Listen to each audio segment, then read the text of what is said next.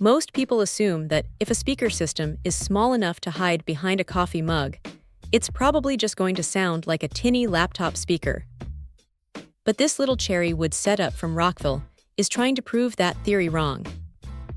It's a 2.1 channel system, meaning you get those two satellite speakers for the highs and a dedicated 4-inch subwoofer tucked away to handle the low end. When you first pull it out of the box, the finish is actually pretty sharp. It's got that classic, slightly retro vibe that looks a lot more expensive than it really is, especially sitting on a desk or a bookshelf where space is at a premium. Now, don't expect this thing to rattle the windows of your entire house. It's rated for 25 watts RMS, which is plenty for a bedroom, a home office, or a small apartment setup. What's interesting is how it handles the audio. Because the subwoofer is physically separated from the satellites, you get a much fuller soundstage than you'd ever get from a standard soundbar. The bass isn't going to shake your floorboards, but it adds a warmth to music and movies that makes everything feel less hollow. It's a noticeable step up from built-in TV speakers, that's for sure. Connectivity is where this thing gets really flexible.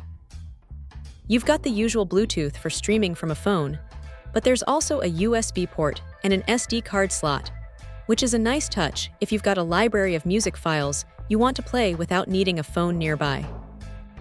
It even has RCA and 3.5 inputs, so hooking it up to an older TV or a gaming console is pretty much plug and play. The front panel has a little LED display that keeps you updated on what's happening, and the remote control is surprisingly handy. You don't have to get up to tweak the volume or skip a track, which is a small luxury that makes a big difference when you're just trying to relax. If there's a downside, it's that the cables connecting the speakers are a bit on the shorter side.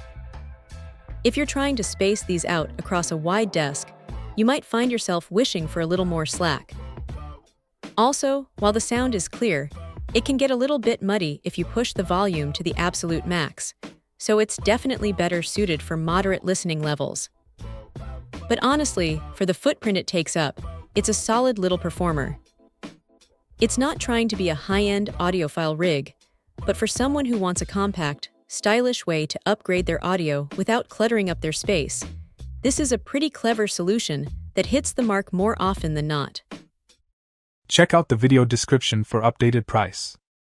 And thank you for watching this video.